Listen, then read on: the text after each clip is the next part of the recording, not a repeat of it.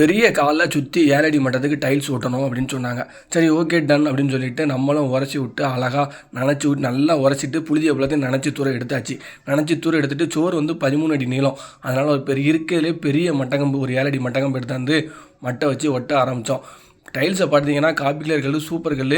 கீழே வந்து கிரேனைட் வந்து அந்த காப்பி சோப்பு கலர்லாம் போட்டிருக்கோம். அதுக்கு மேட்சாக தான் கல் எடுத்திருக்காங்க. கீழே புழுதியாக இருந்தோன்னா அந்த மேட்ச் தெரிய முடிக்கி ஒட்டி முடிச்ச பிறகு பார்த்தீங்கன்னா சூப்பராக இருக்கும்.